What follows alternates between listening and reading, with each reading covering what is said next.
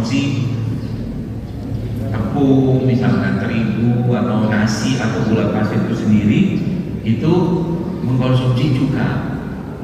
Jadi kalau Anda nanti mau makan nasi, coba bagi-bagi kita orang Sukabumi sarapannya apa? Nasi, lontong, nasi, Bubur ya? Bubur, nasi, apa lontong, itu dimakan semua. tiga-tiganya dimakan. Nanti coba diubah sedikit. Sarapannya pagi ini makan buah. Bismillahirrahmanirrahim. Assalamualaikum warahmatullahi wabarakatuh. Alhamdulillah.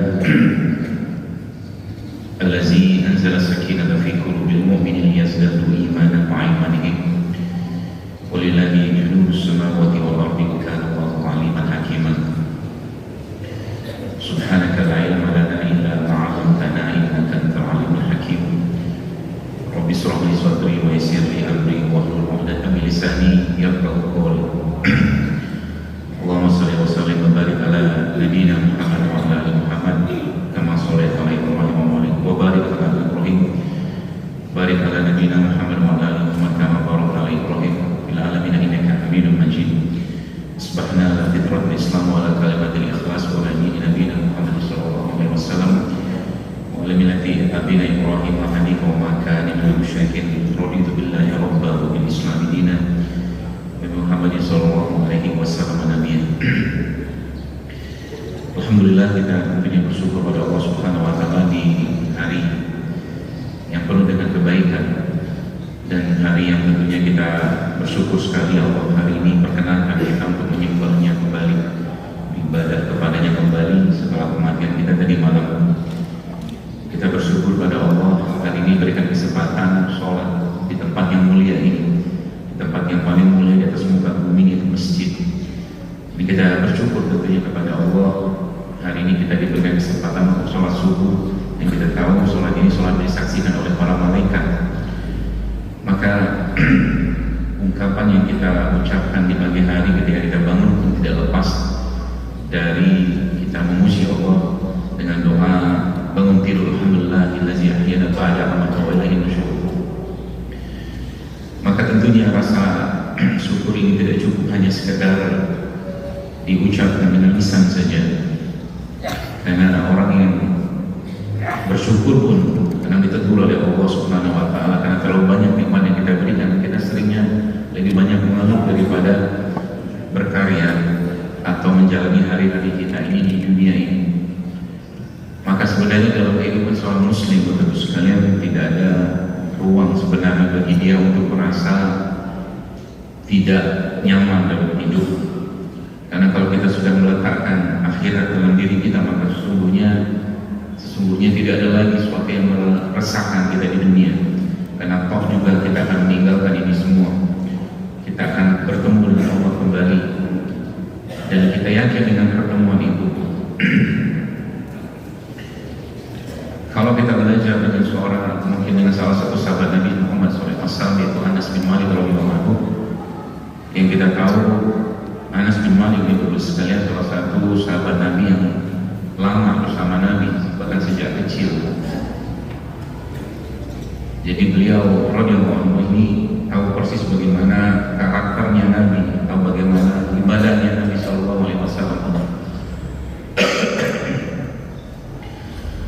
Anas pernah bertanya kepada Rasulullah SAW. Kata Anas, ya Rasulullah, nanti di surga kan, atau di hari kiamat nanti akan banyak sekali umatmu ya Rasulullah. Lalu bagaimana aku bisa menjumpai engkau di sana? Bagaimana aku bisa mendapatkan engkau dan menjumpai engkau untuk meminta syafaatmu ya Rasulullah?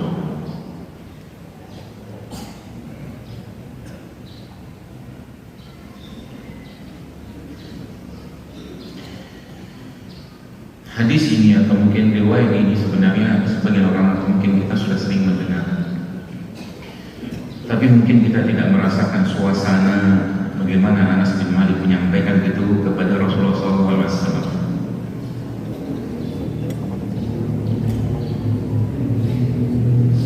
Karena ucapan seperti itu tidak akan mungkin keluar kalau orang yang bertanya tidak yakin dengan kejadian tersebut. Karena begitu ingin dekatnya Anas bin Malik pada Rasulullah di dunia dan di akhirat, sampai dia bertanya tersebut. Dan kalau kita mungkin membayangkan suasana keadaan saat itu ketika Anas itu bertanya, betapa besar imannya Anas,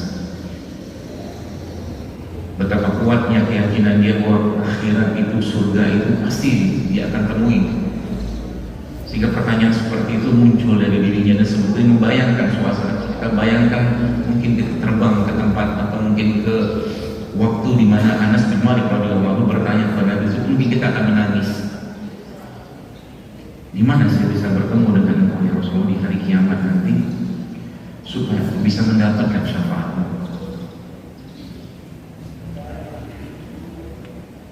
Maka Rasulullah pun menjawab, temuilah aku di 3 tempat seingat saya. Nabi menjawab, temuilah aku di Siratal Mustaqim, temuilah aku di Al-Haud atau di Al-Kautsar.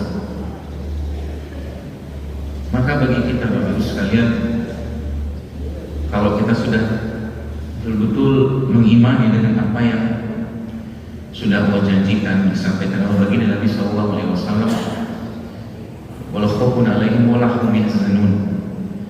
Seharusnya tidak ada lagi kesedihan dalam diri kita di dunia ini. Seharusnya tidak ada lagi ketakutan terhadap apapun yang akan kita dapatkan atau terima di dunia ini. Karena toh pasti kita akan berpisah.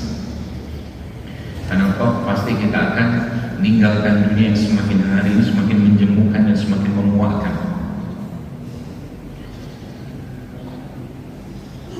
Dan begitulah Allah Subhanahu wa taala memberikan janjinya kepada kita semua. I'lamu annamal hayatud dunya la'ibun wa lahwun wa zinatun wa tafakhurun bainakum. Dunia ini cuma main-main saja. Dunia ini cuma sekedar pakai singgah sebentar kata Rasulullah, kemudian kita berjalan lagi untuk menuju kehidupan yang kekal dan abadi. Lagi-lagi kalau seandainya kita betul-betul mengimani itu, bahkan kadang saya berharap, berpikir, pengen merasakan. Ada orang yang mungkin pernah melewati kuburan kemudian dia merasa merinding, dengan merinding yang gak jelas karena apa. Tapi kita belum pernah merinding, mungkin bulu roma kita pola namanya berdiri itu karena ketakutan kita kepada Allah, belum pernah.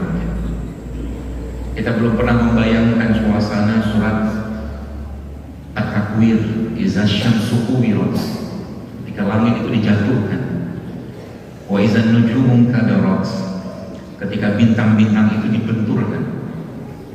Surat itu dibaca terus, sering dibaca, tapi nggak ada rasa dalam diri kita, nggak ada sesuatu yang menggetarkan dalam diri kita, nggak ada sesuatu yang membuat kita semakin yakin dengan kebenaran Al-Quran, dengan kebenaran apa yang disampaikan bagi Nabi Sallallahu Alaihi Wasallam, sehingga hati itu bergetar. Hati yang cuman bisa merasakan hal-hal yang sifatnya fisik dan duniawi, tapi hati kita belum mampu mengakses betapa besarnya kehidupan yang akan kita jalani di hari kiamat atau di hari akhirat nanti.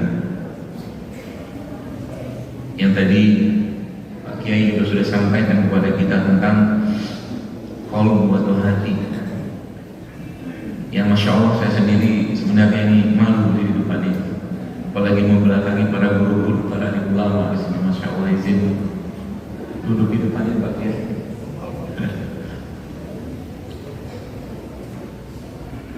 Kita diberi kesempatan di hari ini pun Bapak Ibu sekalian bukan karena kaki kita masih sehat, bukan. Anda di sini bisa sholat subuh ini bukan karena Anda masih bisa melihat, tangan kita masih bisa bergerak, kaki bisa bergerak, bukan. Tapi Allah mentakdirkan kita hari ini bisa berada di tempat ini. Allah, bukan karena kitanya yang masih sehat, bukan. Ada banyak orang yang mungkin pagi ini masih sehat, tapi Allah tidak perkenankan mereka datang ke masjidnya. Ada banyak orang hari ini yang Allah masih belum izinkan dia untuk datang ke masjid Allah, atau bahkan untuk sekedar melakukan sholat duha. Banyak orang seperti itu di waktu ini, sehingga kita tahu bahwa salah satu doa yang disampaikan Nabi SAW di zikir pagi yaitu Subhanallah wa bihamdihi adada khalqi wa ridha nafsi wa zinata arsyihi wa midada kalimati. Bisa kita memuji Allah, tak mampu kita memuji Allah dengan lisan kita ini. Sampai doa itu ya diberikan atau diajarkan oleh baginda Nabi SAW untuk memuji Allah dengan pujian yang terbaik, dan bahkan meminta ampun kepada Allah dengan permohonan ampun yang terbaik, dengan style istighfar Allahumma anta rabbi la ilaha illa anta khalaqtani wa ana abduka, dan seterusnya. Maka lagi-lagi kalau kita sudah merasakan getaran-getaran ini dalam kehidupan kita jemaah sekalian, maka Allah tidak ada lagi kita risaukan dengan dunia ini. Sampai akhirnya kita tahu seorang Bilal bin Rabah radhiyallahu anhu ketika mautnya datang dikatakan marhaban ya maut, selamat datang wahai kematian. Dan kita tahu seorang sahabat yang mulia itu Utsman bin Affan radhiyallahu anhu ketika di akhir usia beliau radhiyallahu anhu juga beliau bermimpi akan bertemu atau bermimpi bertemu dengan Nabi dan diajak berbuka puasa bersama Nabi dalam mimpi tersebut. Jadi begitu indah jamaah sekalian kalau seandainya kita bisa merasakan getaran-getaran kehidupan akhirat sedikit saja, nggak usah banyak-banyak. Sudah sangat indah dan nyaman kehidupan akhirat yang Allah janjikan. Dan bahkan yang menariknya, kita tahu bahwa Nabi menjanjikan hanya sekedar mengucapkan kalimat tauhid la ilaha illallah Muhammad Rasulullah, kata Rasulullah dakhala jannah, dia akan masuk surga. Meskipun tentunya akan ada hisab dari Allah, tapi sepanjang dia tidak menyekutukan Allah, kalimat tadi akan menjadi kalimat yang menyelamatkan seseorang itu di dunia dan akhirat. Subhanallah. Hanya kalimat itu. Maka sekali lagi rasa atau beruntungnya kita ditampilkan Allah menjadi orang-orang yang diberikan kesempatan untuk menyembahnya, itu sendiri sebuah keistimewaan dan keutamaan yang luar biasa.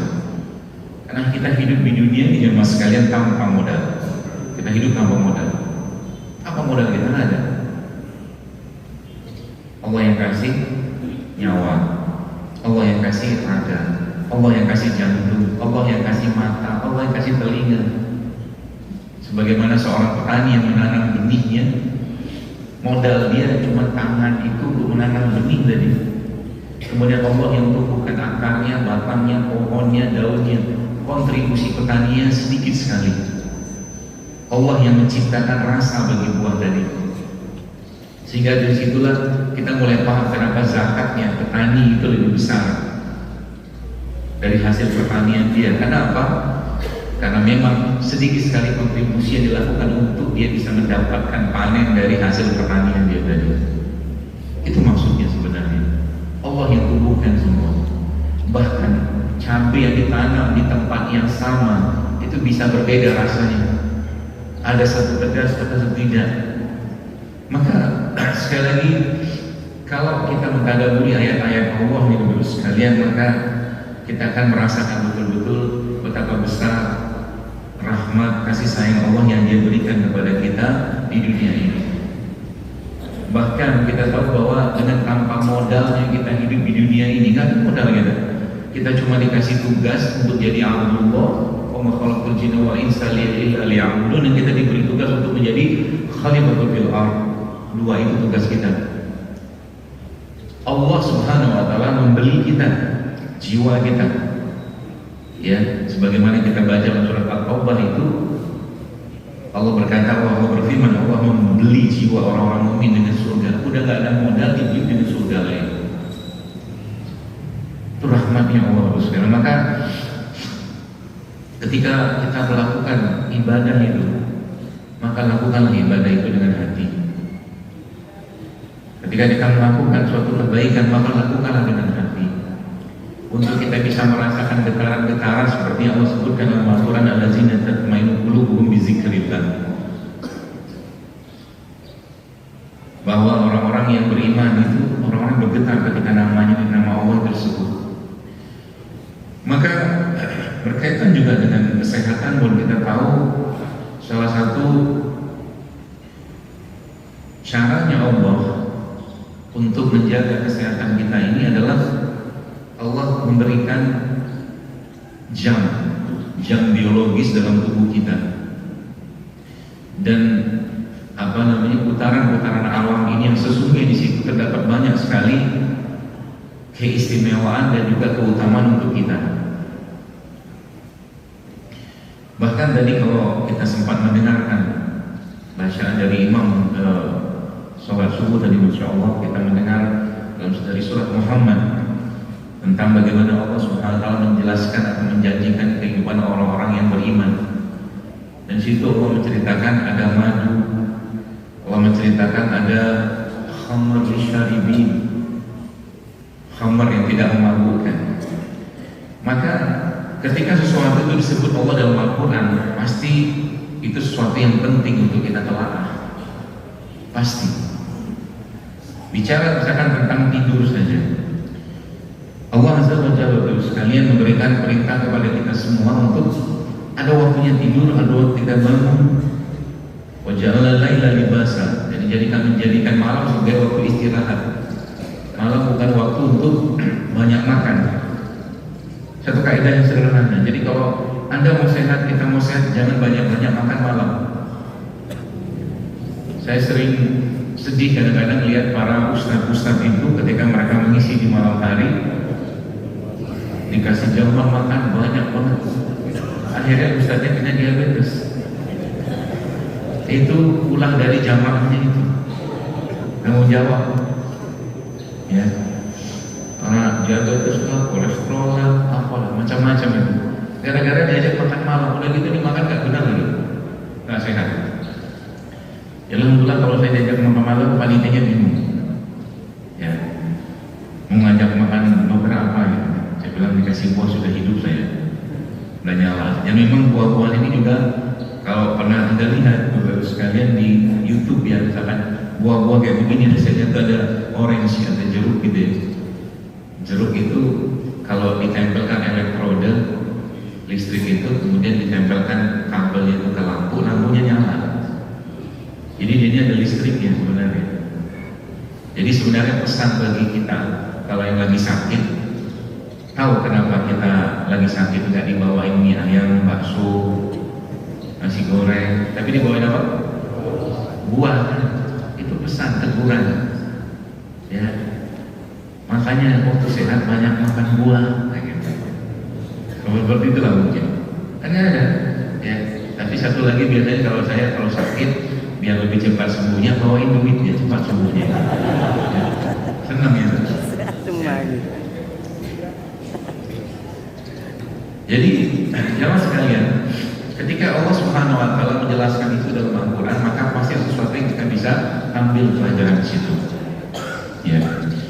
Khususnya mungkin yang berkaitan dengan ritme, ya, jam biologis kita. Maka Nabi SAW, kita tahu Rasulullah itu mengajarkan cara tidur, diajarkan Nabi, cara bangun, diajarkan Nabi, waktu bangun, diajarkan Nabi. Diajarkan semua. Qumil laila illa qalila, nisfahu aw inqus minhu qalila. Kan tidur itu. Allah bilang malam jadi waktu istirahat, maka malam jangan banyak aktivitas. Nabi habis sisa tidur. Gitu kan? Dan ternyata banyak masalah kesehatan di zaman sekarang ini, problemnya salah satunya orang tidurnya nggak benar. Al-Quran suruh tidur, dia bangun. Al-Quran suruh bangun, dia tidur. Nabinya bangun, dia tidur. Nabinya tidur, dia bangun. Dari mulai penyakit apa sampai ke kanker, urusannya dari tidur itu bisa. Sampai ke kanker. Ada datanya kalau Anda mau baca, ya, bahwa urusan tidur itu bukan urusan yang sepele. Saking tidak sepelenya urusan tidur, Nabi beradab luar biasa dengan tidur. Tandanya Nabi beradab apa? Nabi membaca doa-doa sebelum tidur. Itu beradab luar biasa. Ya kalau makan mungkin standar lah, baca Bismillah, kan? Tapi tidur itu banyak sekali. Coba lihat Nabi baca apa? Baca ayat kursi, baca Al-Ikhlas, Al-Falaq, An-Nas, Ali Imran. Banyak kali masuk. Artinya tidur itu hal yang penting. Ya, saya kadang-kadang ngomong begini di mana-mana, saya bilang kurangi makan ini, segala macam. Jawabannya standar, belum bisa dok, masih enak yang itu. Ya kan? Terus bagaimana caranya Allah? Saya lihat, ya. Bagaimana caranya Allah untuk menghentikan kita makan? Kan nggak mau berhenti makan kan? Lihat bagaimana caranya Allah. Saya tanya dulu, yang mas sekalian, apa caranya Allah menghentikan kita makan? Sakit, apalagi tidur, kan nggak bisa makan. Nomor 2, 3 apa? Nggak punya uang. Kenyang, nggak bisa makan lagi sudah. Yang keempat, puasa. Itu caranya Allah menghentikan kita makan. Maka lihat kalimat Allah tentang puasa itu, wa antasumu khairul lakum in kuntum ta'lamun. Puasa itu lebih baik bagimu. Disuruh berhenti makan, nggak mau, udah hentikan makan saja. Maka mungkin tanpa puasa Ramadan, manusia sebagian besar, Muslim sekalipun mungkin jarang kita berpuasa karena puasa itu susah puasa. Ya, maka diwajibkan kutiba alaikumusiyam. Berat nggak berat, tapi rewardnya besar. Nah, gitu. Ya, rewardnya besar.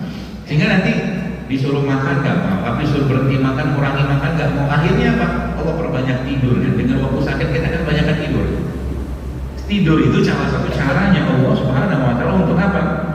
Untuk meregenerasi sel. Asal tidurnya benar. Lagi-lagi babnya bagaimana Nabi SAW mengajarkan kepada kita tentang tidur.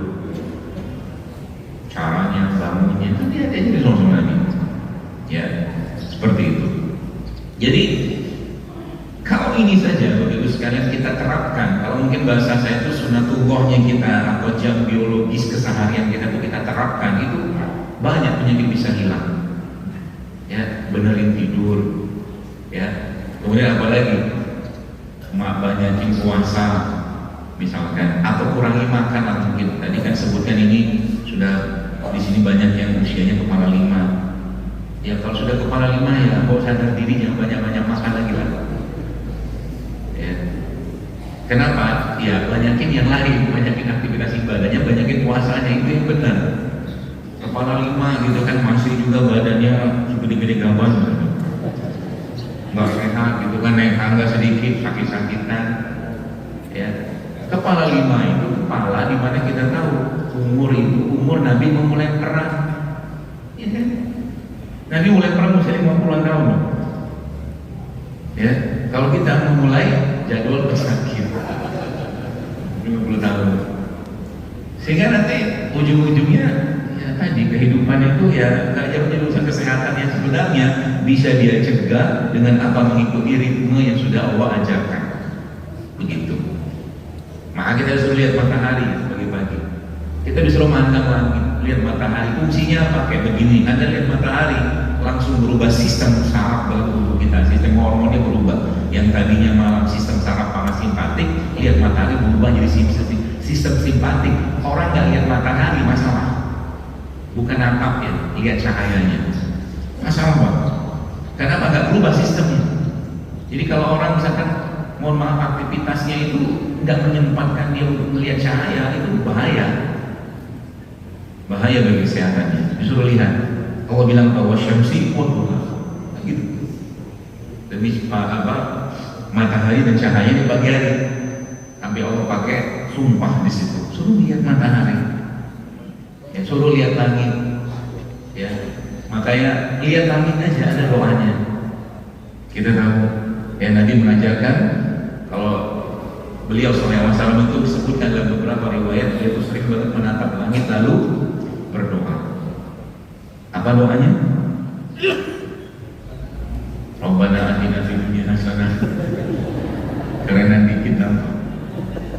Apa doanya? Ini kalau Anda lagi susah hati, lagi banyak masalah, Anda ini jalanin. Serius. Jadi memandang langit itu salah satu cara terbaik untuk melapangkan hati, pikiran. Plus juga dikasih doa di situ. Nanti ajarkan Allahumma inni a'udzubika minal khubuthi wal khaba'is.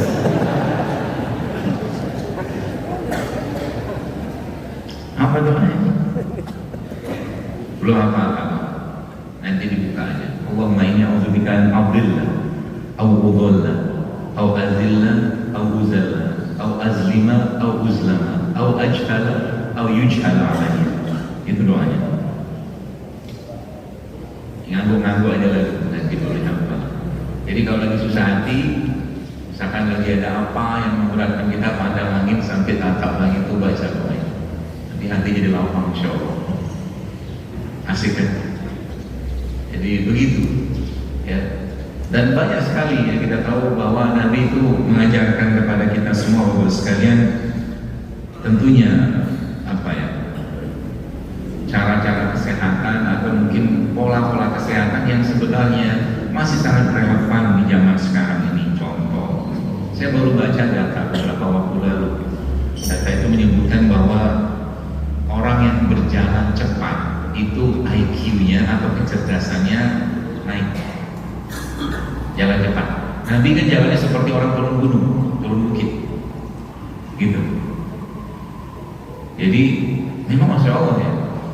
Cuma sayangnya kita kadang-kadang, kemarin saya waktu ngisi di pesantren Ibn Rahman itu saya tanya, saya tes ke anak-anak santri di sana, siapa manusia yang paling pintar di dunia, IQ-nya paling tinggi.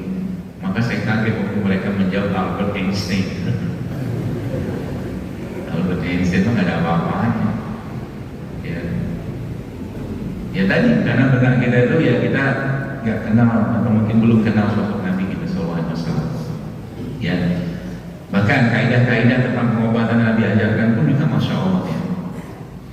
Kalau ada orang sakit, Nabi itu kan menyentuh tubuh mereka kan. Sambil beliau katakan la basa tahur insyaallah. Itu kata-kata begitu tuh atau hal-hal seperti itu luar biasa efeknya ke orang. Ya. Karena zaman sekarang ini kita tahu kadang-kadang orang penyakit terlepas dari teorinya begini segala macam, kadang-kadang yang muncul tuh bukan asa, tapi putus asa. Umur tinggal sekian, gitu. Penyakitnya begini-begini, ngapain takut dengan penyakitnya? Kalau saya udah ketemu dengan orang-orang yang biasanya konsul dengan saya pas lagi ketemu gitu ya, penyakitnya sebenarnya nggak berat-berat banget gitu kan, tapi cemasnya luar biasa. Biasa begitu saya ada kalimat pamungkasnya, saya bilang begini, dan ini Anda bisa pakai kalimat ini. Ya, saya bilang sama orang tersebut, sekarang Bapak itu, Pak, Bu, tenang aja, Bapak pasti akan mati dengan atau tanpa penyakit ini. Betul? Terus ngapain pusing-pusing mikir penyakit? Pasti mati kalau kita, toh kita juga mati bukan karena penyakit itu, mati juga kita karena ajal. Udah waktunya ajal, jadi oh si fulan itu meninggal karena stroke, bukan, udah waktunya mati dia. Bukan karena penyakitnya. Gitu loh. Jadi kalimat-kalimat kita tuh kadang-kadang justru cenderung apa ya, tidak pas gitu. Ya penyakit aja. Kalau waktu sembuh aja, itu kan keyakinan. Ya, kadang-kadang banyak orang tanya sama saya ini itu segala macam, tiba-tiba obat yang dia dapatkan itu untuk sembuh itu sangat mudah. Dia lihat depan rumah dia, Allah ilhamkan dia minum apa, daun apa, dan tiba-tiba sembuh aja gitu. Banyak kayak begitu. Ya, nah, jadi Bapak Ibu sekalian, ritme-ritme ini atau hal-hal yang telah jelaskan dalam Al-Quran tersebut itu sebenarnya bagian dari kesehatan kita. Ya, tadi saya jelaskan tentang tidur, kemudian beberapa ini kalau bicara tentang manusiaannya kita gitu kan. Nabi mengajarkan tidurnya kapan, pagi, apa namanya? Nabi itu tidurnya berapa kali?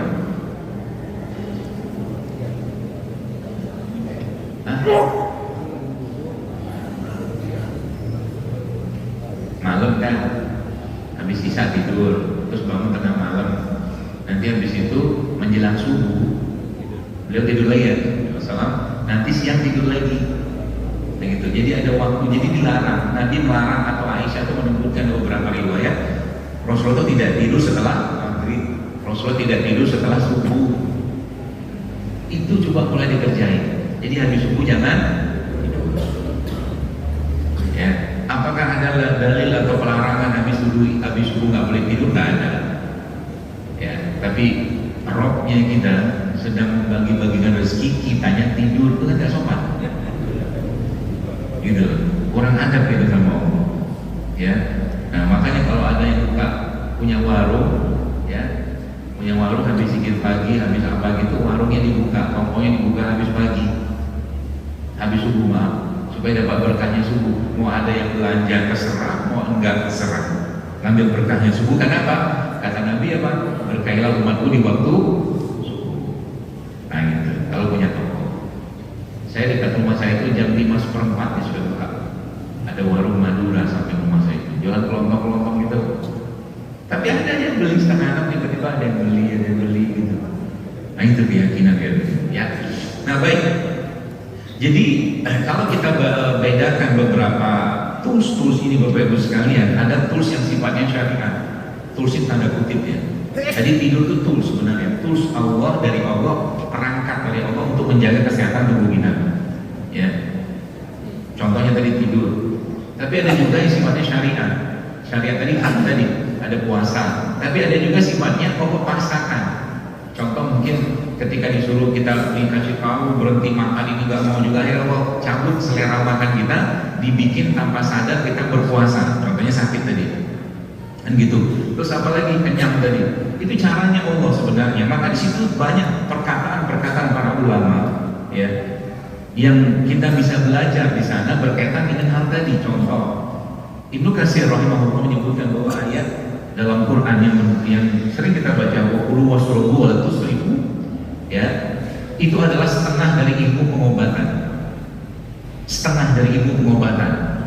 Ayat itu kalau diterapkan, benar-benar diterapkan, itu banyak penyakit bisa hilang.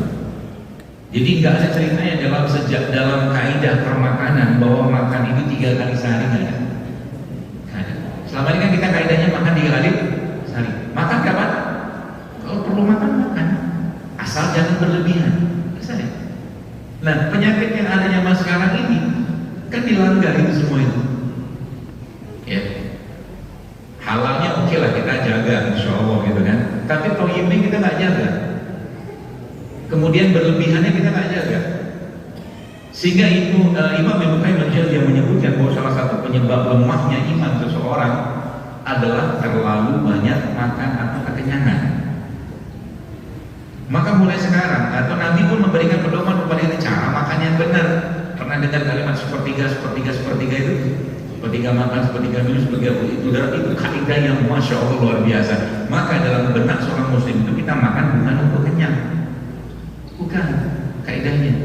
Makan adalah untuk apa? Menegakkan tulang sulbi kita sehingga kita bisa beribadah pada Allah. Selesai.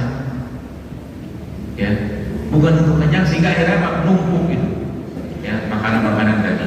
Nah, tadi kaidah-kaidah ini Bapak sekalian bisa dalam bentuk syariat atau katakanlah ketentuan dari Allah yang kita harus ikuti.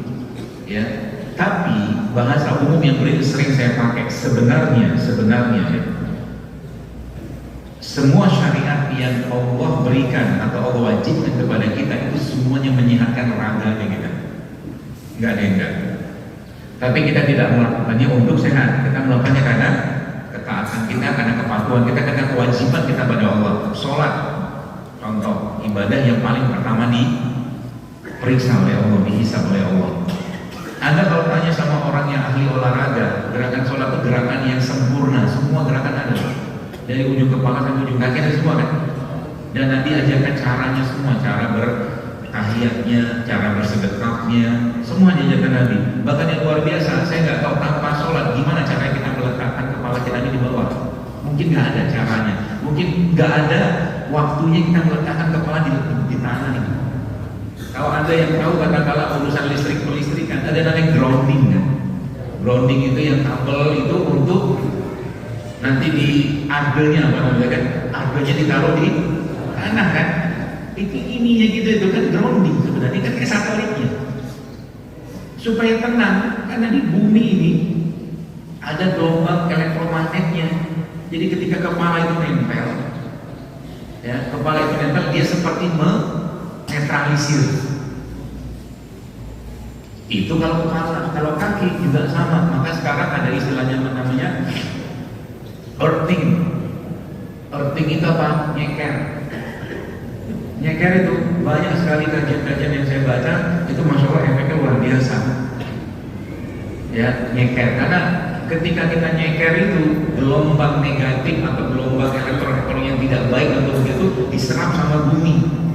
Nyeker. Disebutkan berapa lama, segala macam disebutkan semua. Nyekernya di tanah, nyekernya di hutan, nyekernya di rumput. Ya.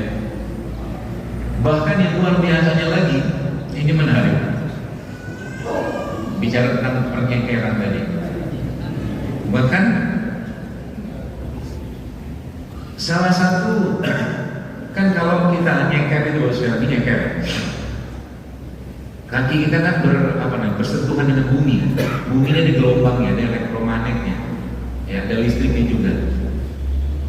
Maka yang menarik ya, di bumi ini kan ada makhluk-makhluk lain juga, ya, bakteri, ya, protozoa, apa seperti itulah. Makhluk-makhluk ini itu yang paling banyak, ya, jenisnya, ragamnya itu salah satunya adalah di kuburan.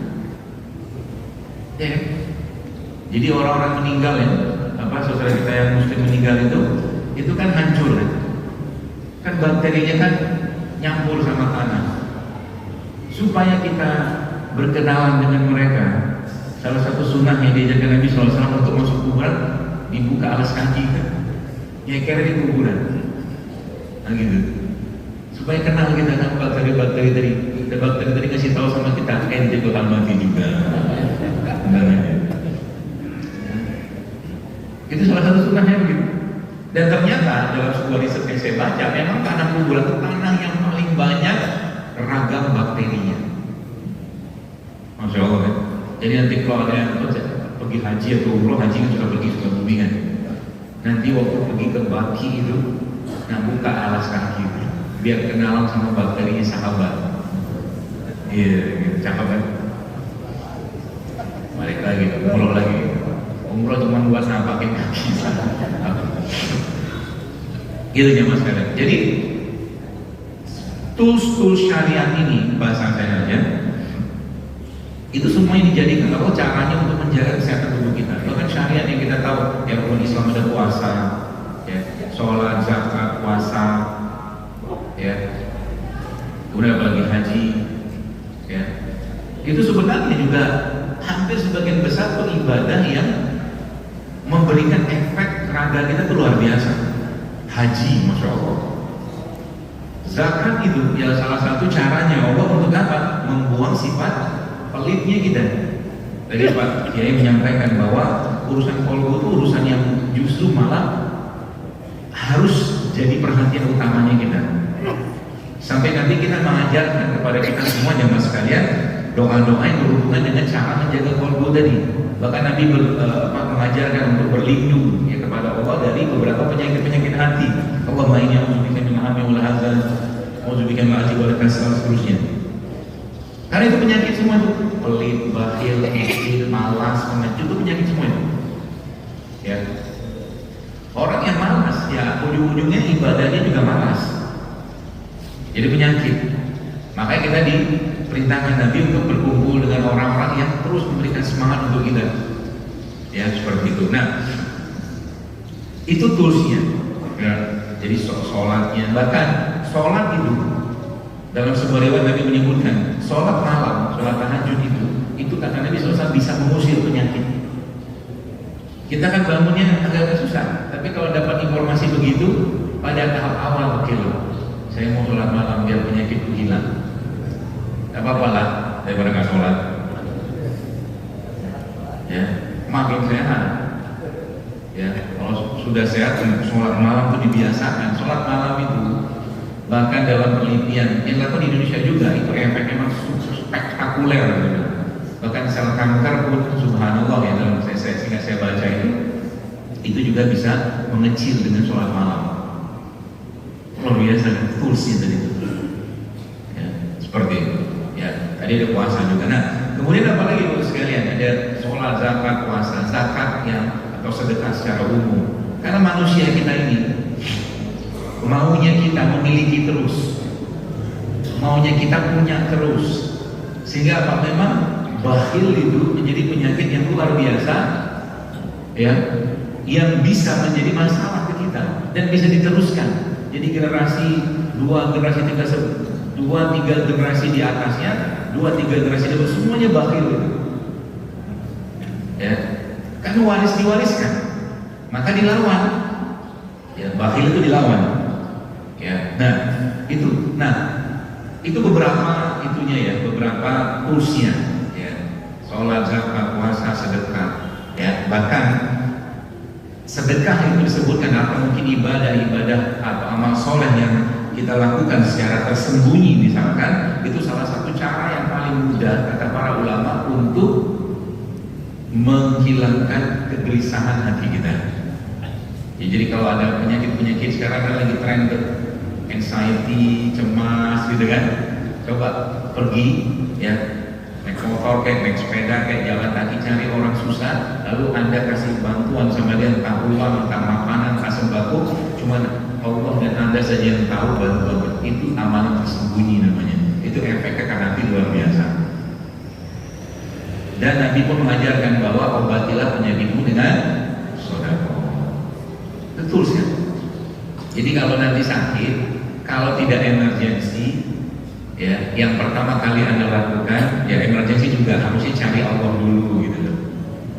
Sholat, kata Nabi, kata Allah apa, wasta'inu bis-sabri was-sholat. Itu. Jadi kalau sakit, sholat dulu, minta petunjuk sama Allah, ya Allah mudahkan sakitku ini, bisa Allah engkau sembuhkan, gitu ya, minta. Itu perangkatnya. Ya, habis itu apa lagi? Kerjakan yang Nabi perintahkan, katakan cari orang miskin, orang susah, sedekah di sana, minta sama Allah. Kita bertawasul dengan amal soleh untuk kesembuhan yang kita atau keluarga kita bisa. Ya. Nah, itu secara anunya, secara perintahnya Allah. Nah, lalu yang kedua apa? Yang kedua yang kaitannya dengan benda-benda fisik. Ya. Banyak sekali dalam Al-Quran Allah menceritakan tentang apa? Tentang produk-produk ciptaannya. Contoh mungkin di surga itu kita minumnya apa? Madu, apa lagi? Susu, apa lagi? Khamar li syaribinnya. Apa lagi?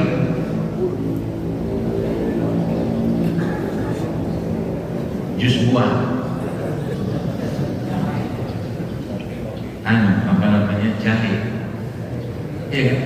Ada sungai air, sungai madu, sungai susu, sungai jahe, sungai khamar gitu loh, kan gitu.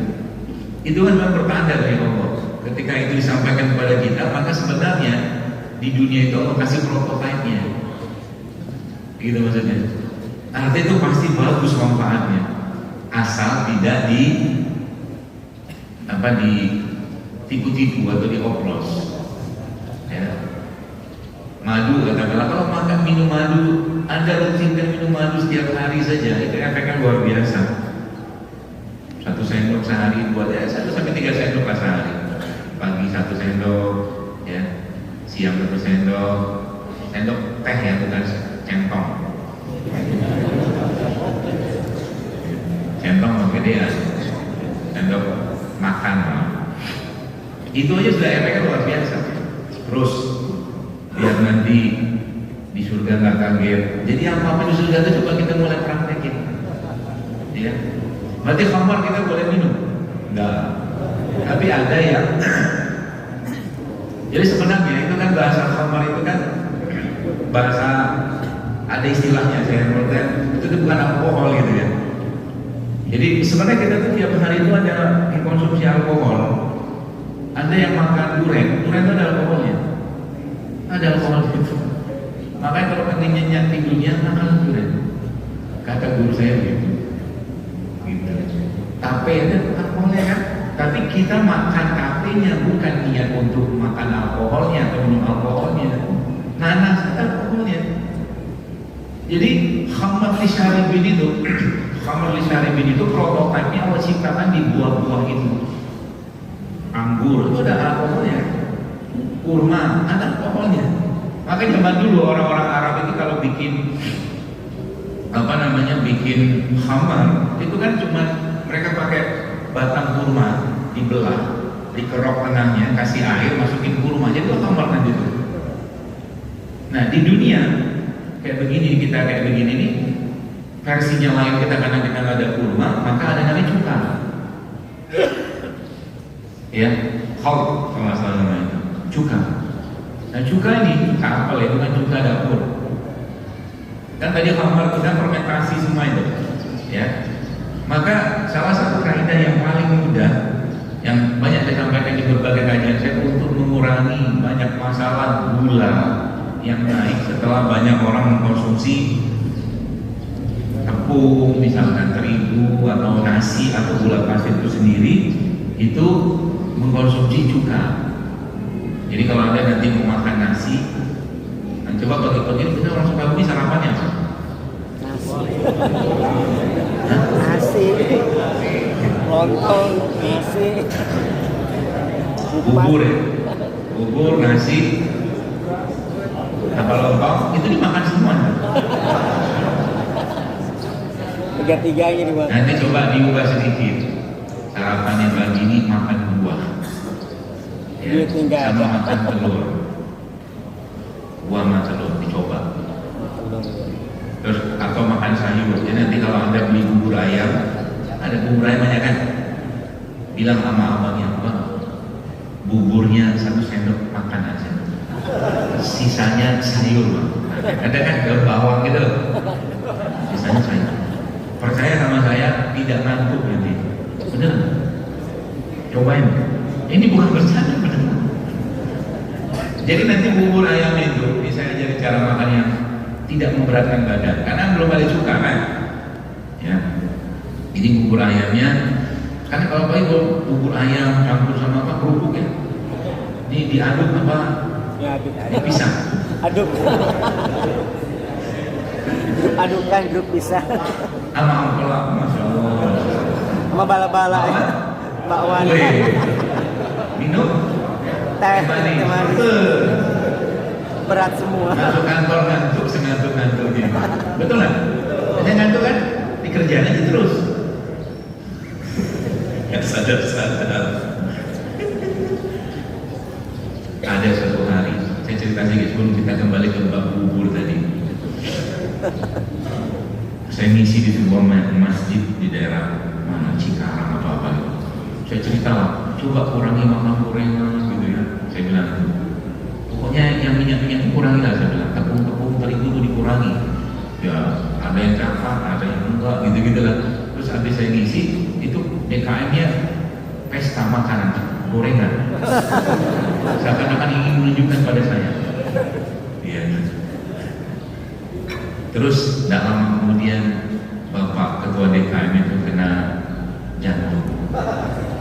Ada beberapa tahun kemudian saya omelin dia, apa sih mantan? Dia bilang, sudah dikasih tahu cara makan yang benar, masih juga. Gitu. Ini kesempatan saya untuk nambung-nambungin dia. Gitu. Jadi nanti kita lihat aja di sini DKM banyak makan apa. Kemarin saya ngisi di rumahnya Pak Wali Kota, Ustaz Ahmad Fahmi. Beliau bilang ini, dokter datang, meja makan saya berubah nih. Jadi nasi merah, pepes semua, nggak ada goreng kemarin, pepes semua, nggak ada goreng, semua kukus, rebus. Wah saya bilang kalau begini mah sehat. Jadi alhamdulillah, artinya kehadiran saya itu lumayan jadi polisi lah gitu, polisi hidup sehat gitu kan, untuk membuat orang apa namanya sadar sebentar.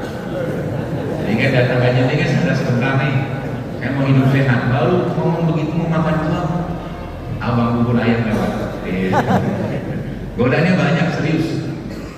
Mau hidup sehat itu godaannya banyak, saking banyaknya godaan. Allah sematkan kalimat wakulu mimma fil ardi halalan thayyiban. Katakan itu berita ya. Makan hal wala tattabi'u khutuwatis syaitan gitu. Ada urusan apa? Urusan makanan dicampurkan setelah ayat tersebut dengan setan. Paham sudah? Nanti Nanti tanya sama Pak Kiai, maksudnya apa ya? Urusan makanan, Allah sematkan kalimat setelahnya wala tattabi'u khutuwati syaitan. Jadi memang kata guru saya, dia bilang, beliau mengatakan emang ada iblis di piring kita itu, ada iblis yang bercokol nungguin kita, ya, khilaf. Kalau khilaf terus-menerus bukan khilaf, namanya doyan. Padahal kalau Bapak sekarang kita bahasa saya itu, ini sampai jalan. Terserah Ustaz. Oh bebas. Tapi siang ya? Yang puas ada lepas. Cukupnya aja lah. Nanti kan bilang berhemat dalam memberi nasihat. Jangan banyak-banyak. Nanti nggak diterapi. Ya, kemarin saya di Masjid Agung, saya bilang, Anda mau sehat nggak? Mau nggak ikutin saya? Mau. Janji ya, janji. Allah saksinya, saya bilang. Coba mulai kurangi atau stop 4 hari ini, saya bilang. Mau? Apa dulu? Ngomongnya agak-agak kurang yakin. Tapi kalau Anda kerja ini di waktu sekarang, Masya Allah, seminggu aja dulu. Mau ya? Biar suka memilih lebih sehat, waktunya lebih produktif, gak ngantuk aja. Jangan dikit-dikit ngantuk, pagi ngantuk, siang ngantuk, sore ngantuk, malam ngantuk. Ngantuk terus kebanyakan itu, kebanyakan gula, kebanyakan karbo. Maka tadi bubur ayam tadi itu benar kalau Anda kerjain, beda di badan. Oke, kita butuh karbo, sebanyak-banyak karbo. Anda sudah berlebih karbo. Anda berlebih karbo, pegang kepinggang. Banyak di matanya kan? Nah, sudah itu banyak karbo numpuk di situ. Ya. Dan ingat bagi bapak-bapak nih, saya pesan. Ini saya sungkan ngomong ini, tapi mau nggak mau saya harus ngomong. Nggak apa-apa ya. Semoga tersinggung. Bukan gendutnya, fat, ya, lemak dalam tubuh laki-laki yang berlebih itu dalam tubuh kita laki-laki itu ada enzim yang mengconvert, mengubah lemak tadi menjadi hormon estrogen. Hormon estrogen itu hormon perempuan. Paham? Yang paham ibu. Bukan itu, bukan berubah jadi laki-laki, itu perempuan, sosoknya laki-laki, sosoknya, tapi kelakuannya nggak ada jantan-jantannya. Itu maksudnya. Fatnya itu ada enzim, kalau berlebih lemak dalam tubuh laki-laki itu ada enzim yang mengubah lemak tadi menjadi estrogen. Ya, jadi nggak ada ganda-gandanya. Lebay, baperan, ya. Oh laki-laki zaman dulu itu kan berapa dulu. Motor aja beda zaman sekarang. Zaman dulu GR Pro. Sekarang motornya bebek. Itu udah nasihat. Wayah bebek. Saking luar biasanya estrogen ini di mana-mana menurut saya. Sampai tidak banyak lagi kita temukan mobil-mobil yang bernuansa jantan. Dulu Mitsubishi kuda, Kijang jantan, sekarang Agia, Alia, Xenia. Cewek semua.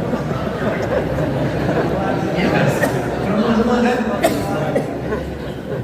Jadi kalau naik motor bebek itu tolong tampakkan laki-laki sedikit. Wah, gitu loh. Lalu itu efek. Nanti kan melarang. Nabi itu melarang kita memakai sesuatu yang menyerupai perempuan kan? Haram. Bahkan dilaknat gitu. Pakai emas nggak boleh, laki-laki sutra nggak boleh. Makanya dalam Al-Quran Allah menceritakan tentang laki-laki itu atau menyebutkan laki-laki itu menggunakan 2 kata. Kalau laki-laki secara kelamin, Allah pakainya apa? Zukuroh. Itu laki-laki secara kelamin. Tapi kalau untuk sesuatu yang butuh jantan, laki-laki, lelaki, maka Allah pakai kata nujulah, ya kan? Maka nggak ada ceritanya kalau kita dalam Nisa ar-rijalu qawwamu 'alan nisa kan gitu kan? Allah Cuma pakai kata rujul ya, rijal. Jadi qawam itu nggak bakal bisa didapatkan kalau laki-laki itu tidak rijal. Paham maksudnya? Itu nanti efeknya sama penyakit. Ya, apa penyakitnya? Laki-laki yang ditindas oleh istrinya, ditindas secara perasaan. Ada penyakit yang banyak. Ya, jadi hati-hati. Bukan kita mengatakan atau bukan saya mengatakan harus keras, itu bukan. Tapi dia punya qawam, gitu. Dia menguasai di semua medan. Di ranjang pun dia menguasai urusan laki-lakinya. Itu mantap itu. Sampai siapa tahu nggak jadi deh. Stop habis itu. Baik. Nah, makanya tadi kita bicara tentang 4 hal tadi deh. Oh belum ini, bubur dulu bubur. Jadi nanti banyak daun bawangnya, kan daun bawang bisa pakai tuh. Daun bawang nggak sih?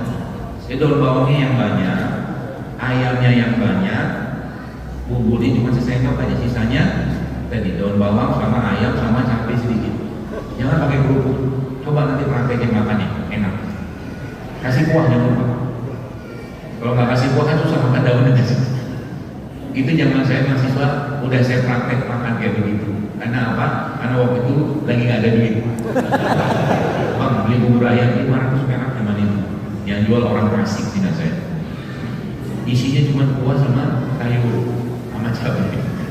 Lagi akhir bulan. Ya. Nah, boleh tambahan itu nggak? Jeroan nggak? Boleh aja tambah jeroan. Ya, tapi pokoknya intinya kurangi gulanya. Gulanya kan tadi itunya tuh, nasinya, berasnya itu, buburnya itu dikurangi. Ya, nah ini udah lama saya sampaikan, tapi ini banyak sekali membuat orang, pemirsa subhanallah ya, punya kesehatan yang jauh lebih baik. Ya, kalau Anda mau komitmen, hari ini lah mulai minimal, selama seminggu ke depan Anda praktekin ini. Bersedia? Saya nanya apa? Kenapa kan? Nah ini yang kita bahas. Ya. Pertama, ya, kalau Anda mau badan Anda lebih baik, lebih sehat, lebih fit, nggak ngantukan, Anda tinggalkan atau kurangi. Kalau misalnya lebih sering kita pakai standar tertinggi deh, tinggalkan deh sekalian semua produk makanan yang menggunakan gula pasir. Ya sekarang pakainya tawar. Kopinya, iya kopi pasti pahit kan? Nggak mungkin tawar. Kopinya tawar juga, maksudnya nggak pakai gula. Ya, pokoknya semua yang Anda makan nggak ada gulanya. Itu efeknya kan sangat powerful, beneran. Jadi kalau Anda lihat ada makanan ini kira-kira mengandung gula, jangan makan. Dan itu banyak jebakan Batman-nya di minuman. Itu banyak banget gulanya itu. Ya itu dulu. Anda stop seminggu aja dulu nih, Anda nggak makan gula pasir sama sekali. Lalu pertanyaannya, dapat manisnya dari mana? Banyak. Anda bisa makan buah, Anda bisa makan kurma, Anda bisa minum madu. Ya kan?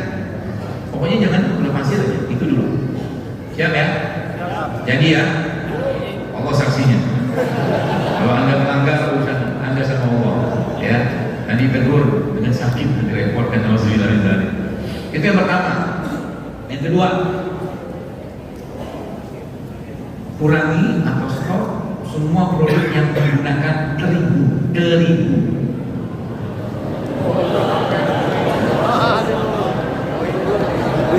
Anda harus tegar menghadapi ujian ini, Bapak Ibu sekalian. Ya, Anda mau jadi rijal, ujulah. Nah, melawan godaan bakwan saja nggak bisa, Anda bisa perang. Ya, urusan gorengan aja, dok saya sampai sekarang nggak bisa meninggalkan gorengan. Cetek benar nih lagi. Dilawan, ya. Kalau ada teman nawarin, saya baru ikut kajian, untuk saya dulu. Hari pertama doang. Ya, tapi kalau Anda bertahan, masya Allah nanti akan Itu ya gini. Orang yang tidak pernah tahajud tidak akan pernah bisa merasakan nikmatnya tahajud. Betul? Nggak bisa. Ya. Tapi orang yang sudah merasakan nikmatnya tahajud, tidak mungkin dia melepas tahajud. Itu kaidah dalam sejarah ibadah. Sama juga dengan orang yang sudah merasakan atau belum pernah merasakan hidup sehat, makan sehat, dia nggak bisa ngerasain ini Zainul Akbar ini apa makanannya. Nggak nyandak kalau bahasa Jawanya, tak nyambung. Tapi kalau dia sudah bisa merasakan itu, dia sudah bisa, masya Allah, ternyata hidup saya itu enak, asik tuh, dan sederhana makanannya. Saya kemarin di sana di Masjid Agung itu subhanallah semuanya bungkus rebus gitu kan makanannya, sehat banget, nggak ada yang digoreng-goreng. Alhamdulillah gitu kan, ini masa hari nggak berubah. Gitu, ya. Ada apa tuh yang kue yang dari tepung beras dikasih gula merah itu? Tahu? Siapa namanya?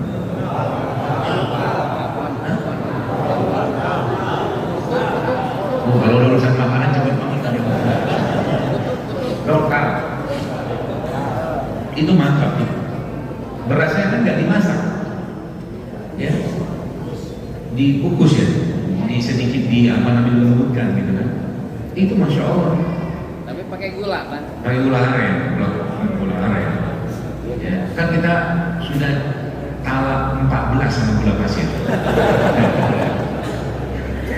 Bukan talak 3 lagi, talak 14. Gula aren boleh. Kalau itu bilang dari madu, buah, ya kurma, ya gula aren, gula kelapa, nggak apa-apa. Kalau perlu, ya kalau perlu. Terus juga saya ajarin tuh, salah satunya saya bilang coba tuh kelapa tua itu, yang biasa dibuat sarapan itu, dimakan seperempat aja sehari.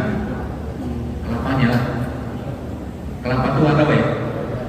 Airnya itu yang dibuang. Airnya itu obat bersih ginjal. Ya, berapa modalnya beli air kelapa tua?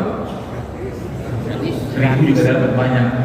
Ya, itu kalau lagi badan greges ya, badan nggak enak, air kelapa tua itu masya Allah. Anda ambil air kelapa tua, campurin madu sedikit, ya, kasihlah garam sehat sedikit, minum.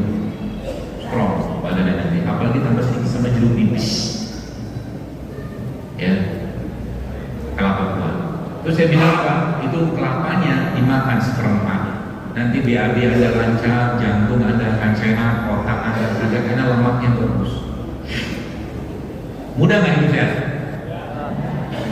Tapi godaannya besar, yakinlah. Ya, seperti itu. Makan kelapa sama bala-balan. Terus sudah berapa tadi? Satu itu satu.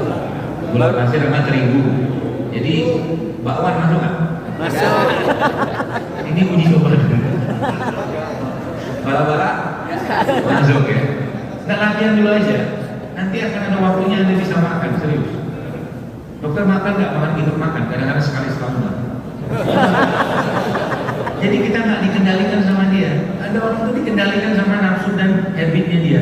Saya tuh kalau nggak minum kopi pagi-pagi pusing saya. Ya apa-apaan ini? Nggak ada kopi, nggak usah minum kopi. Hidup kok digantungkan sama kopi? Itu kan hidup sama Allah sih. Ya. Berarti kalau bolu masuk kan? Udah mulai paham ya? Masya Allah. Kelihatan mulai pagi ini kayaknya IQ Anda naik-naik semua. Insya Allah ada berkah. Malaikat kan apa yang kita sebutnya diaminin. Roti itu komplit, itu terigu ada gula ada. Dua kan, yang ketiga semua yang menggunakan minyak goreng. Berat memang, ini hanya orang-orang terpilih. Ya. Dan Anda termasuk yang terpilih mendengarkan kajian begini. Kalau Anda mau alhamdulillah, nggak kerja kan nggak ada ruginya buat saya. Ya, tapi ini sudah banyak membantu orang, cuma dia begini doang. Ya, udah 3 kan? Jadi kalau Anda sudah melihat kira-kira apa tadi itu? Contohnya udah jelas lah ya. Ada terigu, ada bulan, seminggu aja, 7 hari aja dulu. Latihan, sebenarnya latihan menahan keinginan kita. Itu aja yang paling pentingnya. Sehingga nanti Anda bisa kendalikan. Saya kalau makan dokter, berarti dokter makan bakwan, makan. Tapi jarang banget. Kalau saya makan bakwan, satu bakwan bisa cabenya 7, 10. Karena bakwannya nggak ada serat, ya kan? Tepung semua kan, ada lah beberapa bakwan dikasih sayur, ada lah. Ya, makan kadang-kadang. Berarti mie instan gimana? Masuk nggak bab ini? Masuk. Ya. Nah, saya ajarin cara makan mie instan. Ambil mie-nya, buka penutupnya, lalu Anda masak rebus air. Jangan dimasukin dulu mie-nya. Anda masukin sayur ya, pocoy atau apalah, tomat segala macam, yang banyak sayur di situ. Kasih bumbu di sayuran tadi. Ya. Anda makan sayurnya dulu. Mie-nya dulu.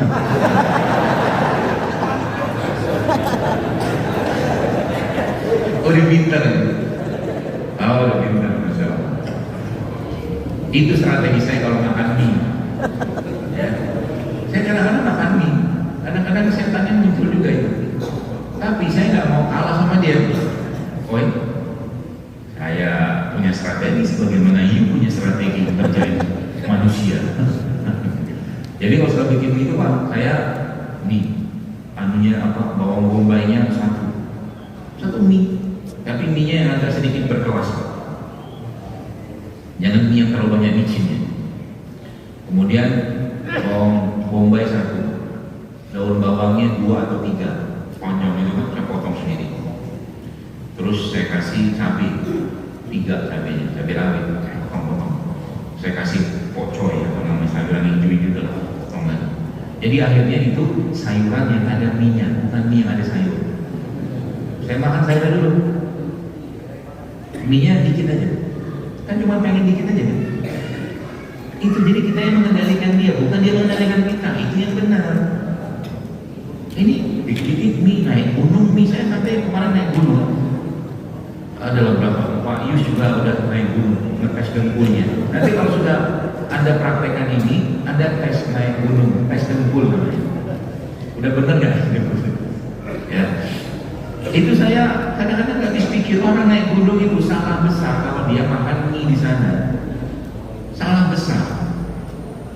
Justru lebih baik dia makan apa? Kan mie itu kan karbohidrat olahan. Ya. Itu kan sensasi aja, baunya, aromanya, padahal dia bukan sesuatu yang bisa memberikan tenaga ke badan. Saya naik gunung itu saya bawa telur, telur rebus kan masih, kalau bawa gunung kan masih aman lah ya, utuh gitu. Makan telur protein, campurin garam sedikit, kalau ada campurin garam sedikit, terus nanti biar ada power dari dari manisnya itu, saya bawa kurmanya saya campurkan dengan butter. Jadi naik gunung pun makanannya kita atur supaya tadi dapat tenaga lebih, ayo sampai ke puncak. Begitu ceritanya. Yang ketiga, udah? Yang keempat, ini yang paling susah, masih paling susah. Saya jujur-jujuran ini paling susah. Cuman ini sebenarnya lebih ke membangun kebiasaan aja. Saya makan nasi kalau butuh aja, tapi kalau saya makan lebih banyak sayur sama dagingnya. Lebih baik sayur sama dagingnya. Dokter, nanti kalau kita nggak makan nasi, badan kita nggak gede. Gajah nggak makan nasi. Makannya apa? Rumput. Gede dia badannya. Takdir. Mau keker badannya, udah nih makannya semangka. Kalau kali safari, kasih semangka gitu, koker dia badannya. Ya nggak bisa disamain sama itu. Tapi intinya apa? Intinya nasi itu kalau bisa dikurangi, tahu tetap Anda pengen makan nasi. Nah, ini saran saya. Ya. Saran pertama, nasinya dicampur dengan minyak. bukan nasi goreng ya. Jadi Anda sudah pelan, Bapak Ibu sudah mulai paham kira-kira kalau Anda makan nasi goreng itu yang dimakan apa sebenarnya? Gula semua loh itu, ya kan? Nasinya gula, kerupuknya gula, terigu kan karbohidrat, bakwannya gula, kemudian dia minum teh manis, gula lagi, komplit paketnya. Ya, makanya kalau tadi saya sampaikan kalau nasi goreng itu paling banyak dan paling tinggi seratnya itu acarnya. Jadi kalau Anda makan nasi goreng, sudah tahu caranya? Nasinya berapa banyak? Sendok aja.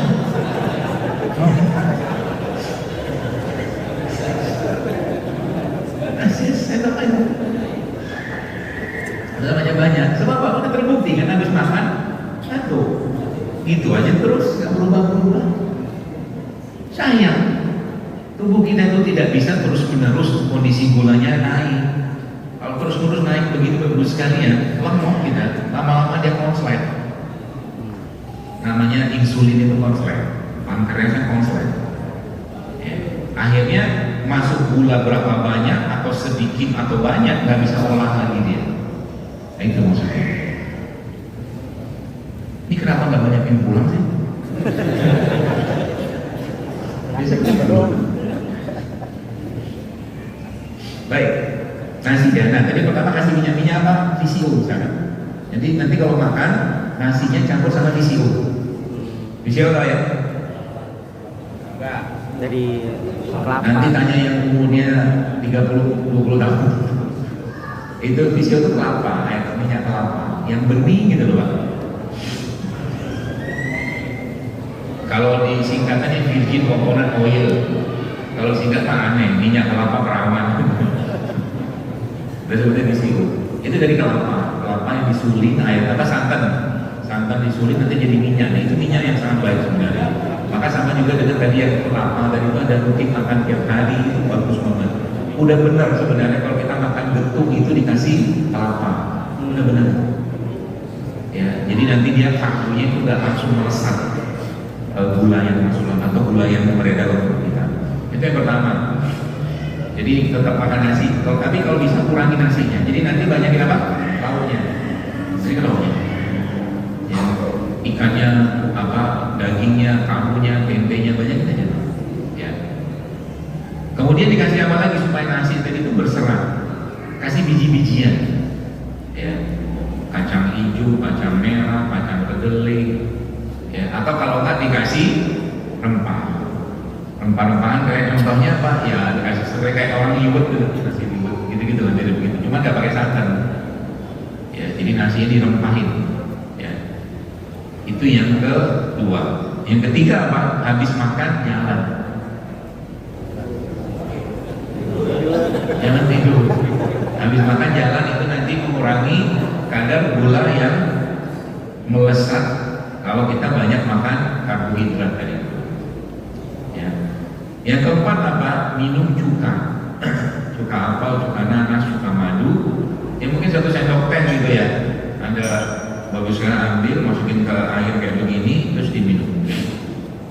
Itu akan menyelamatkan banyak masalah kesehatan kita. Cuka itu. Jelas ya? Tapi bukan cuka dapur ya. Cuka apel lah. Apel, karena banyak cuka nanas ada, cuka madu ada, cuka apel ada, banyak. Jadi kalau nanti dokter saya belum bisa ninggalin makan roti, nggak apa-apa, nggak bisa dipaksain juga. Ya, tapi kalau saya biasanya kalau sudah terbiasa kita itu biasanya tubuh kita akan protes. Ya, kalau nggak nyaman lagi, nggak cocok lagi sama anunya kita, apa namanya kebutuhan kita. Tadi cuka, ya, karena dia nggak tetap pengen makan roti, sebelum makan roti dia minum cuka dulu. Nanti gulanya, sekarang gini, dalam beberapa penelitian yang saya lihat itu, 18 orang di Swedia, itu dia lihat orang yang makan roti, makan nasi itu, atau makan makanan yang tinggi gula tuh habis makan tuh gulanya naik begini. Tapi setelah dia minum cuka, ya, cuka tadi itu gulanya begini, landai. Itu nggak bikin ngantuk. Itu maksudnya. Ya, jadi nanti dimasukkan dalam daftar menu kita. Ya, si cuka tadi itu. Gampang kan? Cukuplah itu dulu. Ya, itu Anda kerjakan mulai pagi ini aja, seminggu aja latihan. Nanti bubur ayamnya nggak apa-apa, makan aja bubur ayam. Ya, kasih tahu salam dari Dokter Zaidul kepada abang, abang bubur. Gitu ya, dikurangin. Nanti siang makannya begitu aja gitu, dilatih. Nasi dikurangi. Kalau perlu, kalau Anda keliangan badannya katakanlah lemes, nah itu berarti kita butuh gula. Ya, nah biasanya saran saya, kalau saya makan nasi pun, ya sebenarnya banyak sumber gula karbohidrat, misalkan kentang, ubi, yang bisa tuh, ubi celenggu, ya, ubi jawa, ubi singkong, gitu ya.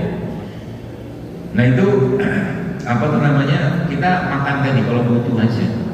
Kalau nggak butuh nggak usah terlalu banyak, ya karbohidratnya. Ya, itu akan mengurangi beban tubuh kita. Ya seperti itu. Saya lupa mau ngomong apa ini.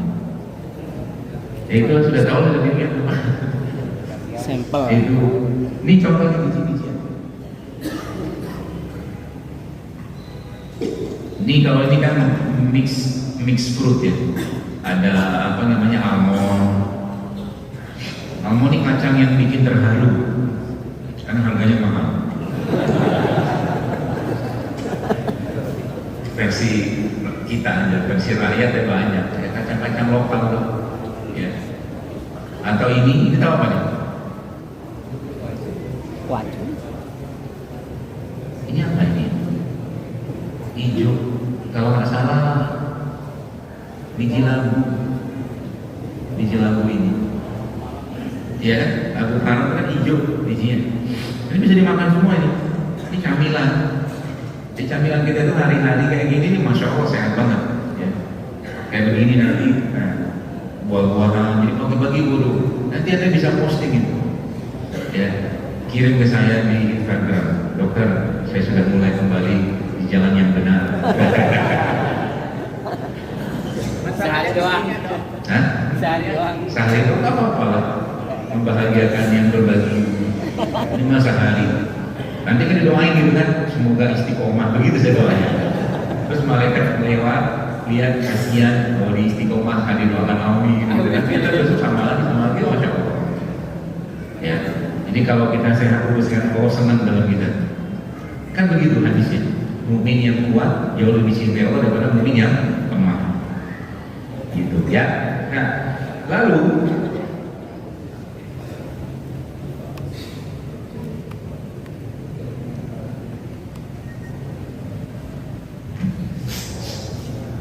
ini beneran lewat jam 7. Jadi tadi kita belum membahas ini. Nah, ini juga bagus juga. Edamame. Tahu? Kacang. Masa nggak tahu? Tahu kan? Bukan kacang keledai ini. Kita lihat. Apa ya? Banyaknya di Jawa, ada Jawa Tengah sih ini, Jawa Timur apa? Ini. Hah? Oke. Itulah. Ini bagus nih kacang. Jadi sebenarnya orang tua kita zaman dulu sudah banyak mengenalkan tentang makanan-makanan sehat. Cuman kita aja sekarang jahil. Ya, gitu. Nah, jadi apalagi itu kan sudah tuh 4 Anda kurangi. Ya. Lalu apa yang harus atau bisa Anda rutinkan tiap hari? Nah ini, ya, supaya nanti di surga nggak kaget. Ya, Anda mulai biasakan dengan minuman-minuman penghuni surga itu. Nanti ketika disuguhi malaikat air jahe, mahal tuh. Anda udah lancar bahasa Arab aja di surga karena aja. Jangan khawatir, ya. Jadi apa-apa yang di surga tadi mulai dirutinkan, madunya dirutinkan, jahe dirutinkan, itu maksudnya. Iya. Kemudian kan tadi supaya nanti di surga nggak kaget, gitu. Kan kita insya Allah masih ketemu lagi di sana. Amin. Wah tuanya udah kelihatan penghuni surga semuanya. Amin. Karena biasanya orang-orang yang makannya benar itu mukanya juga menyenangkan, katanya gitu. Bukan muka saya baru makan dulu itu malam. Biar tidurnya pules. Baik, jadi Allah Subhanahu wa taala sekarang memberikan negeri kita ini, ya, ini berlimpah ruah, ya kan? Maka di samping yang tadi 4 tadi itu, coba mulai sekarang rutinkan minum begini-beginian tiap hari. Ya, rimpang, ini kan rimpang ada bunyi gini kan? Rutinkan tiap hari minum. Apa aja, nggak usah sama-sama juga apa-apa. Ya, hari ini minum jahe serai, besok kunyit serai, besok lagi ketumbar. Dibikin tinggal Anda cuci karena rempahnya atau rimpang tadi, kasih air panas, selesai minum. Dan biasakan mulai sekarang minumnya, biasakan ya kalau saya, biar kita tahu rasa aslinya, nggak usah pakai madu dulu. Ya, plain aja dulu. Ya, seperti itu. Jadi hari ini misalkan nih kunyit sama serai, hari ini nanti bedanya minta bikinin sama istri atau istri yang bikinin suami misalkan. Iya betul. Gitu. Kalau saya dulu masih sering bikin, senang saya. Saya kalau mereka ini bisa saya ajak ngomong, saya pengen ajak ngomong sama dia. Kenapa? Kita patut berterima kasih sama mereka ini. Karena mereka ini bagus sekalian. Saran saya, mulailah banyak berdekatan dengan rimpang-rimpang. Sebab ini negara barat sekarang, itu mereka sudah tahu manfaat ini. Di Amerika dulu susah dapatin rimpang kunyit kayak begini berbentuk utuh, kebanyakannya bubuk kurkumin powder. Tapi karena mereka sudah tahu manfaatnya, sekarang saya udah banyak. Ya, jadi justru malah kitanya harus pede dengan mereka ya. Ya, di rumah tuh, ya mudah kayak 10.000 bumbu dapur tuh udah bisa bikin buat 3 hari kali ya. Ya kan? Ada lengkuasnya, ada serainya, itu semua obat. Ya, dan obat dalam konteks bahwa itu jadi minuman juga dan nggak perlu khawatir juga, karena kita juga minum paling ya kayak begini kan dua kelinci gitu loh, nggak bakal bikin masalah kok. Kadang-kadang orang tuh yang sering saya dapatkan, kadang-kadang kita ketakutan berlebihan banget sama mereka ini. Saya informasikan kepada Bapak sekalian, kalau Anda buka datanya, ya, orang yang mati, ya penyakit ini bukan untuk melegalkan apa yang saya sampaikan, bukan, tapi ini perbandingan saja. Orang yang mati atau penyakit akibat gula, keberlebihan gula, yang makan gula itu jauh lebih banyak daripada orang yang mengkonsumsi rokok. Lebih banyak. Jadi maksud saya begini, mereka ini bagus sekalian, sepanjang dikonsumsi dalam jumlah yang cukup tidak berlebihan, itu akan saving your life, menyelamatkan hidup Anda, benar? Ya, apalagi Anda tukar-tukar tuh. Hari ini minum jahe kunyit, besok ketumbar, besok apa lagi, karena semua mereka itu punya khasiat ke badan, benar? Apalagi 4 tadi sudah Anda tinggalkan, ini makin powerful kerjanya. Lemak dia akan turunkan, asam urat dia akan perbaiki. Masya Allah, benar kan? Ya, kemarin saya ketemu dengan bapak-bapak pas di Jakarta, karena di Jakarta saya ada bikin kafe gitu. Kafenya isinya ini semua timpang-timpang begini kan, jualan jamu bahasa gitu lah. Terus subhanallah, bapak itu bilang, "Dok, makasih ya resepnya." Gitu. Yang mana? Itu apa tuh namanya, bawang putih sama madu, sama jahe, itu dia bilang jantung saya sekarang lebih bersih gitu. Mau udah gitu doang, madu, bawang putih, jahe. Udah kayak pernah saya posting gitu. Ya, jadi madunya jahenya Anda potong tipis aja, ya. Kemudian bawang putih juga sama, cemplungin ke dalam madu tadi, ya. Atau kalau enggak cuma di blender dulu, jadi bawang putihnya sama jahenya tadi dimasukkan ke dalam madu. Itu kayak bulldosernya pembuluh darah kalau ada plak. Saya bersihin dia begini. Ya, air bawang putih di blender, masukin dalam madu. Nanti dia kan fermentasi tuh. Nah, simpan di kulkas saja. Jadi minumnya nanti tidak enak, rasanya memang tidak enak. Tapi kalau sudah biasa minum itu Anda bisa campurkan lagi ke dalam air, ya supaya tidak terlalu kuat bau aroma bawang putihnya, atau mungkin ambil 1 sendok, masukin mulut, dorong air aja. Ya, karena bawang putih itu masya Allah efeknya luar biasa. Ya, begitu. Jadi mudah sebenarnya. Termasuk dan ini kalau pakai kaidah 4 tadi itu tempe jangan digoreng ya. Rebus. Udah pernah nyoba makan mentah? Enak kan? Enak. Sebenarnya nggak mentah-mentah banget sih. Kan kedelainya udah direbus, ya kan? Jadi tempe dibaca, berarti boleh nggak makan tempe goreng? Boleh lah. Tapi kan judul latihan. Kita latihan dulu, 7 hari aja dulu. Jadi nanti anunya camilannya sudah mulai berubah gitu. Jadi ketika ada teman, saudara datang ke rumah ada lagi ngopi, gitu ya. Kopinya tawar atau kopinya pahit. Terus makanannya begini.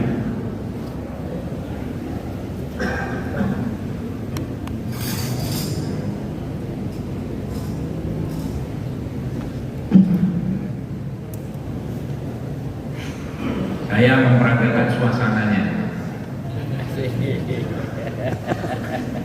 biar berbayar.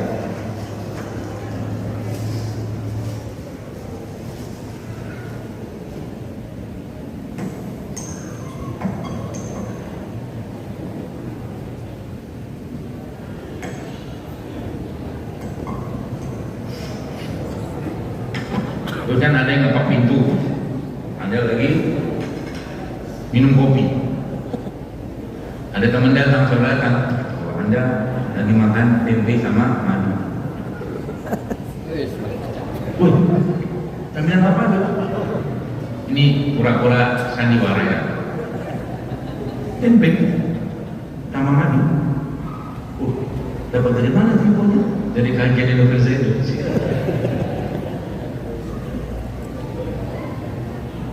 Kopinya pahit, camilannya kayak begini. Anda melihat muka saya, muka tersiksa nggak?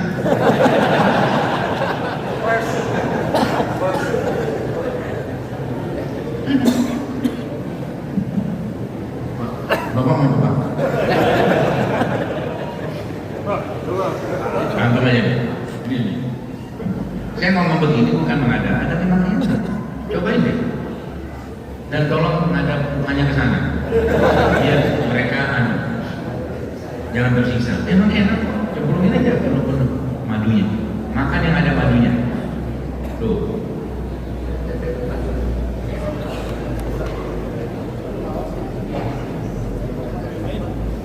Tuh, coba di syuting. Andanya memfitnah.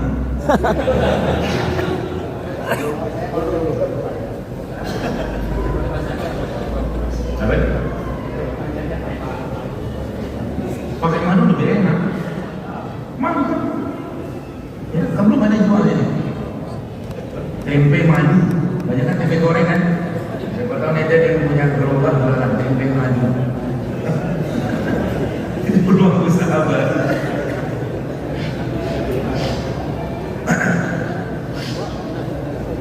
Enak gak? Tuh, banyak yang potong sendiri ya. Ini bagus, Masya Allah. BAB Anda lancar, jantung Anda akan kuat, tulang Anda akan kuat. Tempe itu, ya subhanallah, Masya Allah. Ini potong lagi nih, banyak yang lapar kayak gini. Pakai ya ini kan? Oke dulu. Tempe itu obat, bukan obat, makanan penguat tulang paling bagus. Bagus benar. Ya, makanya bisa di jus juga sebenarnya.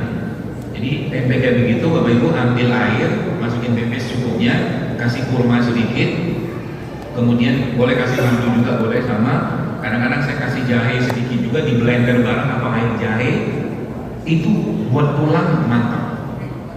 Beneran? Ya, buat jantung mantap, buat yang kesemutan mantap. Karena dia punya vitamin B kompleks di situ. Tempe itu. Ya makanya coba biasain makanan-makanan yang natural gitu-gitu. Insya Allah kan mudah kan, jadi kan mudah kan? Nggak seribet yang kita bayangkan, cuma memang jadi kita harus sedikit maksain dulu aja di awal, ya maksain sebentar aja, nanti lama-lama udah kebiasaan, kita sudah menikmati ya sudah. Jadi yang nggak sehat itu tambahannya gitu loh. Bahkan ada, saya sering sampaikan itu ada rules 80-20.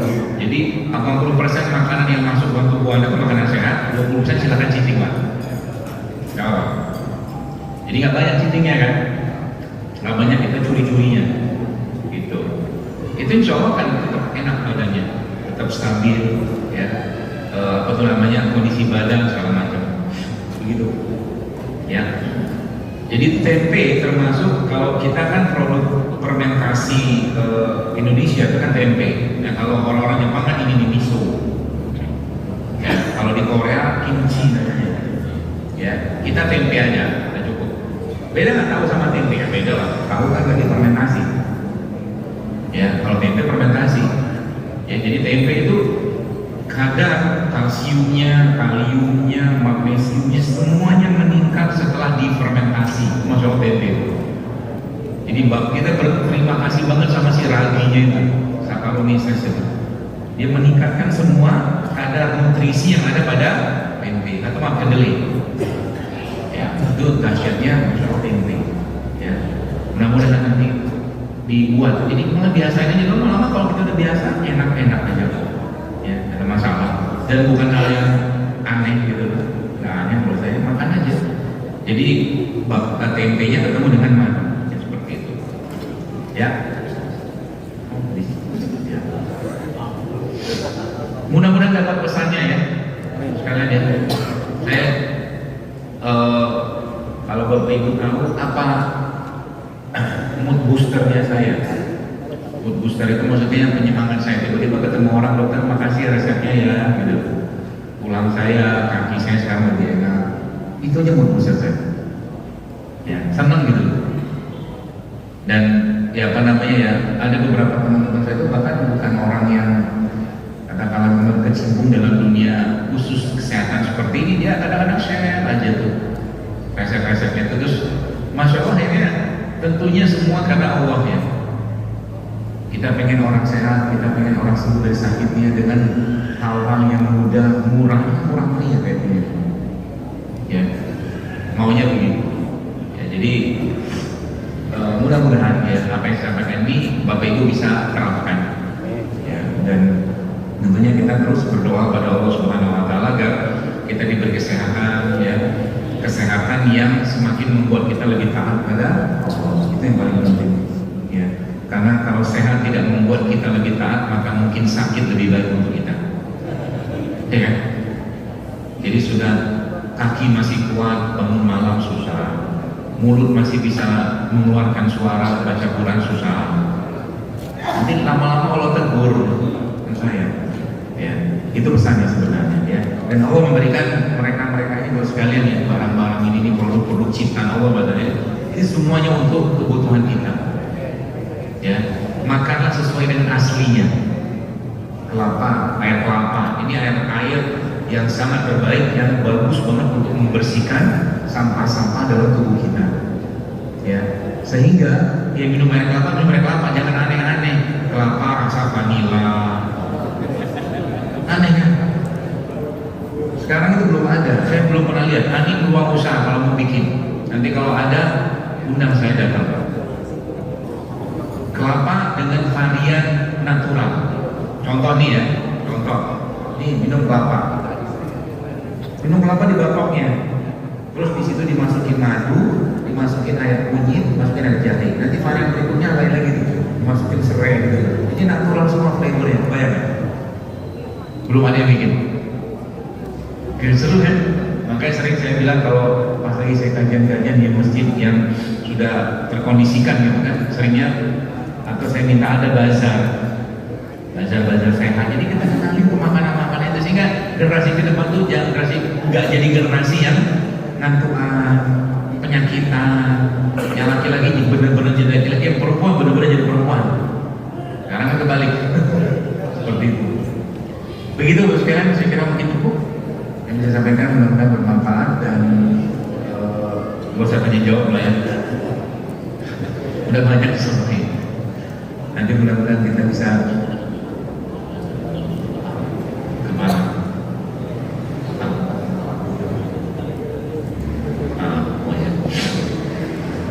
Pertanyaannya, kalau sudah terlanjur gimana? Ya, perbaiki aja kan. Ya, tadi kan sudah saya kasih tipsnya.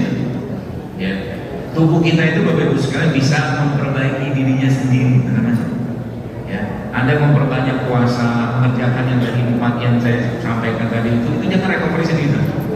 Pelan-pelan dia akan memperbaiki tubuhnya sendiri, insya Allah. Jadi nggak usah khawatir, ya, seperti itu. Baik, saya kira mungkin cukup. Mudah-mudahan bermanfaat sekali lagi dan senang sekali bertemu dengan dan bersilaturahmi dengan warga Sukabumi dari kemarin non-stop ya, ya, pagi di Ibadur Rahman, kemudian habis itu siangnya saya ngisi di rumahnya Pak Wali Kota, kemudian ba'da asarnya ngisi di Masjid Agung, pagi sini, Masya Allah.